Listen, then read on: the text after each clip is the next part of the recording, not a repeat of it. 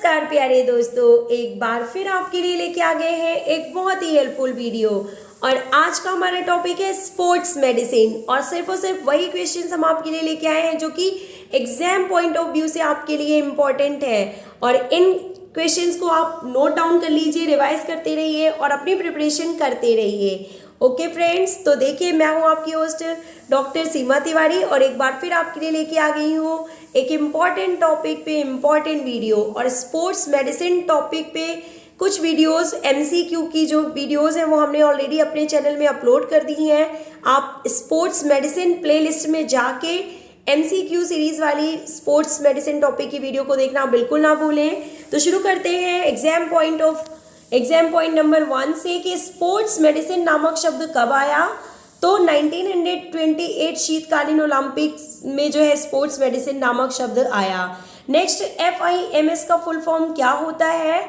तो federation international दी medico supportive जो है ये FIMS का फुल फॉर्म है। नेक्स्ट क्वेश्चन, किस ओलंपिक खेलों से डोप टेस्ट की शुरुआत मानी जाती है। तो 1968 मैक्सिको ओलंपिक। किस ओलंपिक में डोपिंग का पहला केस पाया गया। तो 1960 Rome Olympic is correct answer. IAMS का फुल फॉर्म क्या होता है।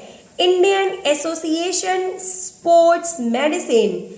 IASM है यहाँ पे इंटरनेशनल। देखिए क्या होगा फुल फॉर्म, IASM का फुल फॉर्म क्या होगा। तो international association sports medicine. International association sports medicine IASM का फुल फॉर्म होता है। एथलेटिक ट्रायंगल से क्या तात्पर्य है। तो एथलीट, कोच एंड पेरेंट्स से मतलब होता है एथलेटिक ट्रायंगल से। किसी एक खिलाड़ी को की अगर हृदय गति नापनी है तो कैसे नापी जाती है। तो देखिए पहले 6 सेकेंड की हार्ट रेट यानी कि गति निकालकर उसको 10 से गुणा कर दिया जाता है किसी खिलाड़ी की हृदय गति नापने के लिए। Next question is asking that 100 degree Fahrenheit में कितने सेंटीग्रेड होते हैं। तो करेक्ट क्या है यहाँ पे 38.5 डिग्री सेंटीग्रेड होते हैं 100 डिग्री फ़ारेनहाइट में। अवधि के आधार पर चोटों को कितने प्रकारों में बांटा गया है। तो 3 टाइप्स में बांटा जाता है। और प्रकृति के आधार पर चोटों को कितने प्रकारों में बांटा जाता है। तो 2 प्रकारों में। खेल के दौरान चोटों से बचने के सिद्धांतों में सबसे अहम सिद्धांत कौन सा होता है। तो फिटनेस। खेल के दौरान चोट लगने पर उपचार के रूप में रूल ऑफ थंब बहुत इंपॉर्टेंट है। देखिए कि रूल ऑफ थंब के रूप में किसे जाना जाता है। तो बात की जा रही है यहाँ पे प्राइस की, PRICE, प्राइस की बात यहाँ पे की जा रही है। P का मतलब होता है प्रिवेंशन, R का मतलब रेस्ट, I का मतलब आइस, C का मतलब कंप्रेशन और E का मतलब होता है एलिवेशन। तो जो चोट लगने पे सबसे पहले जो फर्स्ट एड के रूप में जो यूज किया जाता है वो है प्राइस। नेक्स्ट क्वेश्चन, चोट लगे अंग पर सूजन व दर्द को कम करने के लिए जो बैंडेज बांधा जाता है वो कौन सा बैंडेज होता है। तो टॉर्निक इज करेक्ट हियर। टॉर्निक बैंडेज का यूज किया जाता है। डायफ्राम मांसपेशी में अगर क्रैम्प आ जाए तो उसे क्या कहते हैं। इसे स्टिचेस के रूप में जाना जाता है। और एक बार और देखिए, एक और क्वेश्चन यहाँ पे पूछा जा रहा है कि एक खिलाड़ी को दौड़ते वक्त अचानक पेट के ऊपरी हिस्से में तीखा दर्द होता है तो किसकी संभावना है यहाँ पे। तो अगेन स्टिचेस की बात ही की जा रही है कि स्टिचेस की प्रॉब्लम हो सकती है। और स्टिचेस का मतलब होता है डायफ्राम मसल में क्रैम्प आ जाना। नेक्स्ट क्वेश्चन, स्ट्रेन किसे कहते हैं। तो आप सभी को पता है कि टेंडन की जो इंजरी होती है यानी कि यह एक प्रकार की मांसपेशी तथा टेंडन की वह चोट होती है जो कि अचानक से अत्यधिक खिंच जाए या टूट जाए तो उसे हम स्ट्रेन के रूप में जानते हैं। और स्प्रेन क्या होता है। तो लिगामेंट्स की चोट को जो है वो स्प्रेन के रूप में जाना जाता है। ये भी आप यहाँ पे कंफर्म करते हुए चलिए। Next question is on the screen. मांसपेशी या तथा मांसपेशी तथा मांसपेशियों के समूह के तंतु का अनैच्छिक रूप से कॉन्ट्रैक्ट होने को किस रूप में जाना जाता है? ओके, मांसपेशी तथा मांसपेशियों के समूह के तंतु का अनैच्छिक रूप से संकुचित होने को क्रैम्प के रूप में जाना जाता है। नेक्स्ट क्वेश्चन, मांसपेशी या टेंडन की वह चोट जिसमें मांसपेशी या टेंडन अधिक बल के साथ खिंच जाएं, तो नाम से ही पता चल रहा है, क्वेश्चन से ही पता चल रहा है, मसल पुल, क्योंकि यहाँ पे खिंचने की बात की जा रही है। नेक्स्ट क्वेश्चन, लिगामेंट को अपनी अधिकतम सीमा से अधिक खिंच जाना, यानी कि स्ट्रेचिंग ऑफ लिगामेंट्स या लिगामेंट्स का खिंच जाना, पुलिंग ऑफ लिगामेंट यानी लिगामेंट की चोट को किस रूप में जाना जाता है, या इंजरी को किस रूप में जाना जाता है लिगामेंट्स की? तो पहले ही हमने आपको बता दिया है, स्प्रेन के रूप में इसे जाना जाता है।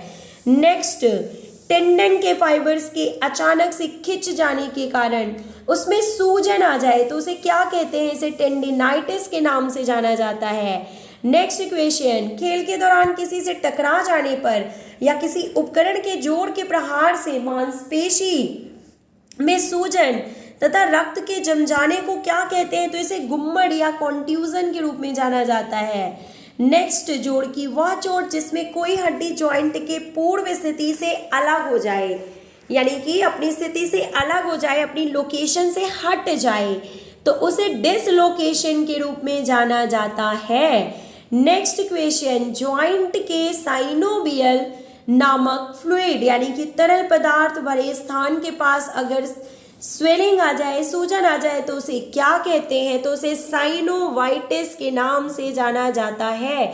और इसे साइनोवाइटिस क्यों कहते हैं? क्योंकि यहाँ पे साइनोवियल फ्लूइड के आसपास जो है सूजन आ रही है, इसे साइनोवाइटिस के नाम से जाना जाता है। नेक्स्ट, किसी हड्डी के पूरी तरह अथवा अधूरे रूप से टूट जाने को क्या कहते हैं? तो सभी को पता है, इसे फ्रैक्चर के रूप में जाना जाता है। शरीर के किसी भी हिस्से में रक्त के जम जाने को क्या कहते हैं? तो इसे हेमाटोमा के रूप में जाना जाता है। दोस्तों, हेमा मीन्स आप याद रखिए, हीम से मतलब होता है हीमोग्लोबिन से, जो कि हमारे रक्त में पाया जाता है। तो रक्त के जम जाने की बात अगर की जा रही है तो इस प्रकार की चोट को हेमाटोमा के नाम से जाना जाता है। नेक्स्ट क्वेश्चन, चमड़ी या मांसपेशी का कट जाना, चमड़ी या मांसपेशी का कट जाना क्या कहलाता है? तो इसे लैक्रेशन के रूप में जाना जाता है। दोस्तों, नेक्स्ट क्वेश्चन, चमड़ी पर रगड़ लग जाने को क्या कहते हैं? इंपॉर्टेंट क्वेश्चंस की सीरीज है दोस्तों, एब्रेजन के नाम से इसे जाना जाता है। तो आप वीडियो को पूरा जरूर देखिएगा और ऐसे ही क्वेश्चन आपको एग्जामिनेशन हॉल में देखने के लिए जरूर मिलेंगे। चोट के पश्चात पुनः स्थापन में पुनः अनुकूलन सिद्धांतों में SAID से क्या मतलब होता है? सीधे अगर बोला जाए कि फर्स्ट एड में या जो रिहैबिलिटेशन प्रैक्टिसेस होती हैं उनमें SAID से क्या मतलब होता है, तो आपको बता देते हैं, specific adaptation to imposed demands, specific adaptation to imposed demand is correct answer। Next question, WADA का फुल फॉर्म क्या है? तो वर्ल्ड एंटी डोपिंग एजेंसी। आपको कमेंट बॉक्स में लिख के बताना है कि WADA की स्थापना कब की गई थी। ऐसी प्रणाली जिसके माध्यम से खिलाड़ी कुछ विशेष दवाओं का सेवन कर अपने प्रदर्शन को यानी कि परफॉर्मेंस को अच्छा करते हैं, उसे किस नाम से जाना जाता है? तो इसे डोपिंग के नाम से जाना जाता है। और डोपिंग से संबंधित मामलों को जो है देखने के लिए जो पूरे विश्व में जो संस्था काम करती है वो है WADA, world anti doping agency, यानी कि खेलों को डोपिंग जैसी प्रॉब्लम से बचाने के लिए, इनको रोकने के लिए जो है WADA काम करती है। Next question is asking, doping के परीक्षण के लिए शरीर के किस सैंपल का नमूना लिया जाता है? तो यूरिन का नमूना लिया जाता है। नेक्स्ट क्वेश्चन, उस फ्रैक्चर को क्या कहते हैं जिसमें हड्डी टूटने के साथ साथ शरीर के आंतरिक मुलायम अंगों को भी क्षति पहुंचाती है? तो इसे कॉम्प्लेक्स या कॉम्प्लिकेटेड फ्रैक्चर के रूप में जाना जाता है। नेक्स्ट क्वेश्चन, वे साधन वह प्रक्रिया जिससे खिलाड़ी की क्षमता एवं प्रदर्शन में सुधार होता है, तो उसे किस रूप में जाना जाता है? तो इन्हें जो है एर्गोजेनिक एड्स बोलते हैं। वे वो चीज़ें, वो केमिकल्स जो कि वो दवाइयाँ जो कि खिलाड़ी की क्षमता एवं प्रदर्शन में सुधार करती हैं, तो उन्हें एर्गोजेनिक एड्स के रूप में जाना जाता है।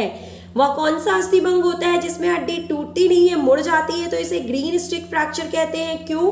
क्योंकि जैसे कि छोटे बच्चों में और बूढ़ों में आपने देखा होगा कि ग्रीन स्टिक फ्रैक्चर ज़्यादातर कॉमन होते हैं कि उनकी हड्डियां जो होती हैं उनमें कैल्शियम की कमी होती है और वो टूट जाती हैं, बीच से मुड़ जाती हैं। जैसे कि एक छोटा प्लांट होता है, ग्रीन प्लांट होता है, तो जो ग्रोइंग प्लांट होता है वो काफ़ी सॉफ्ट होता है और उसकी ब्रांचेस भी मुड़ जाती हैं। तो इस तरीके से ग्रीन प्लांट्स या ग्रीन स्टिक फ्रैक्चर के रूप में इसे जाना जाता है। ओके, आई होप आप समझ गए होंगे हम क्या बताना चाह रहे हैं।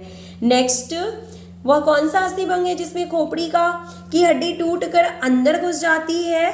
तो इसे हम जानते हैं डिप्रेस्ड फ्रैक्चर के रूप में। ओके, नेक्स्ट क्वेश्चन, घाव कितने प्रकार के होते हैं? तो घाव 4 प्रकार के होते हैं। एंड नेक्स्ट क्वेश्चन, खेल चिकित्सा विज्ञान की उत्पत्ति जो है वो कहाँ से हुई है? तो यूनान से हुई है। नेक्स्ट क्वेश्चन, खेल कूद एवं शारीरिक शिक्षा में खेल कूद एवं शारीरिक शिक्षा में चिकित्सा विज्ञान के सिद्धांतों का प्रयोग करने का श्रेय किसे जाता है? तो हिपोक्रेट्स को जाता है। खेल कूद एवं शारीरिक शिक्षा में खेल चिकित्सा का कार्य होता है तो कब होता है, कब जरूरत होती है स्पोर्ट्स मेडिसिन की? तो खेलों से पूर्व, प्रशिक्षण के समय तथा प्रतियोगिताओं के समय हर वक्त स्पोर्ट्स मेडिसिन की आवश्यकता होती है। खेल चिकित्सा संबंध है खिलाड़ियों के बचाव में, स्वास्थ्य की देखभाल में, इंजरीज से बचाने में, हर जगह जो है खेल चिकित्सा की आवश्यकता होती है खिलाड़ियों के लिए। नेक्स्ट, खेल चिकित्सा दल में शामिल होते हैं तो कौन कौन शामिल होते हैं? सामान्य चिकित्सक यानी कि कायिक चिकित्सक एवं शल्य चिकित्सक शामिल होते हैं। खेल चिकित्सा यानी कि स्पोर्ट्स मेडिसिन जो होता है वो परिचित होता है किससे? तो नॉर्मल मेडिसिन यानी सामान्य चिकित्सा के सिद्धांतों से, आहार एवं कार्य चिकित्सक के सिद्धांतों से एवं खेल स्वास्थ्य विज्ञान के सिद्धांतों से एक जो खेल चिकित्सक होता है या स्पोर्ट्स मेडिसिन होती है उसका संबंध होता है। खेल चिकित्सा यानी कि स्पोर्ट्स मेडिसिन कांग्रेस का गठन किया गया था। कहाँ पे किया गया था? देखिए तो सेंट मॉरिज स्विट्जरलैंड में। नेक्स्ट क्वेश्चन, उस प्रशिक्षण का नाम क्या है जिसमें अभ्यास भिन्न भिन्न अवधि, भिन्न भिन्न तीव्रता के आधार पर किया जाता है? तो इसे पिरामिड ट्रेनिंग के रूप में जाना जाता है। दोस्तों, वीडियो ज़्यादा लंबा ना हो इसलिए हम थोड़े से क्वेश्चंस और कराएंगे। नेक्स्ट क्वेश्चन हम नेक्स्ट वीडियो में लेके जरूर आएंगे।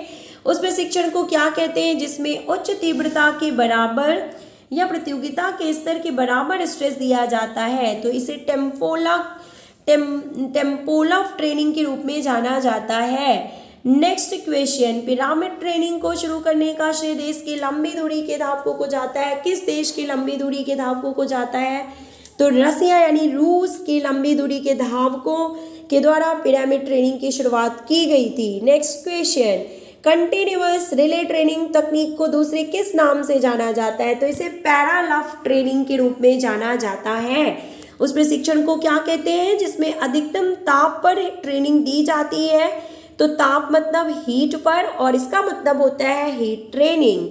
नेक्स्ट, एक धावक द्वारा मांसपेशी पीड़ा, मांसपेशी सूजन तथा मांसपेशी संकुचन के दौरान स्ट्रेच होने की स्थिति को क्या कहते हैं? तो इसे मसल सॉरनेस के रूप में जाना जाता है।